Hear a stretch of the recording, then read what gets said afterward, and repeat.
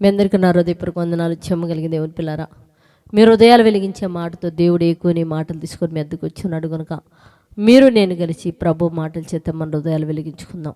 మన హృదయాలు వెలిగించబోయే ముందు రాత్రి కాలం నుంచి ఇప్పటి వరకు మనందరి జీవితాల్లో దేవుడు చేసిన ప్రతి మేలుకు ఉపకారమునకై శిరస్సు వంచి ప్రభు నామలో నా దేవునికి కృతజ్ఞతాస్తుతులు తెలియచేయించుకుంటూ ఈరోజు దేవుడు ఏ మాటలు చేస్తే మన హృదయాలు వెలిగించాలనుకుంటున్నాడు ఒకసారి మనం ధ్యానం చేయగలిగితే దేవుని పిల్లలారా, తిమోతిలికి రాసిన పత్రిక 2 తిమోతిలికి రాసిన పత్రిక 4:5 రాయబడ్డ మాట మనం చూడగలిగితే, నీ పరిచర్య సంపూర్ణంగా జరిగించమన్నాడు. అంటే దేవుడు మనకి ఈ లోకములో ఒక పరిచర్య ఇచ్చాడు దేవుని పిల్లరా.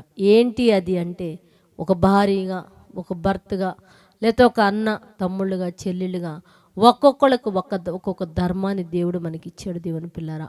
ఆ ధర్మాన్ని మనం జరిగిస్తూ దేవుని పరిచర్య కూడా మనం సంపూర్ణంగా జరిగించే వారిమై ఉండాలి దేవుని పిల్లలు. ఒకటి, మనకిచ్చిన ధర్మాన్ని అంటే లోక సంబంధమైన పనిని మనం చేసుకుంటూ దేవుని పరిచర్య కూడా మనం సంపూర్ణంగా జరిగిస్తే దేవుని పిల్లరా, ఈ దేవుని పరిచర్య అనేది నమ్మకంగా, సంతోషంగా, సంపూర్ణంగా మనం జరిగిస్తే నిత్య జీవానికి అంటే పరలోకమందున దేవుని దగ్గరికి చేర్చే పరిచర్య కనుక భూమి మీద తమ ధర్మాలు జరిగిస్తూ దేవుని పరిచర్య కూడా సంపూర్ణంగా జరిగించి పరలోకానికి వెళ్ళేవారిగా ఉండినట్లు మనం ప్రార్థన చేద్దాం.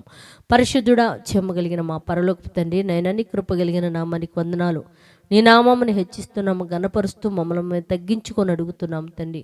నువ్వు ఈ లోకంలో మాకు ఇచ్చిన బాధ్యతలు నా తండ్రి చక్కగా మేము నెరవేరుస్తూ నీవిచ్చిన తండ్రి సువార్త పనిని పరిచర్యని సంపూర్ణంగా నెరవేర్చి నీ ఎదుట నిలవబడగలిగే మహాభాగ్యం భూమి మీద నీ పిల్లలందరికీ అనుగ్రహించి మీరు మహిమ పొందమని మా రక్షకుడు నీ కుమారుడనే పరిశుద్ధ నామములో ప్రార్థన అడుగుతున్నాం తండ్రి. ఆమెన్. మీ అందరికీ నా హృదయపూర్వక ధన్యవాదాలు.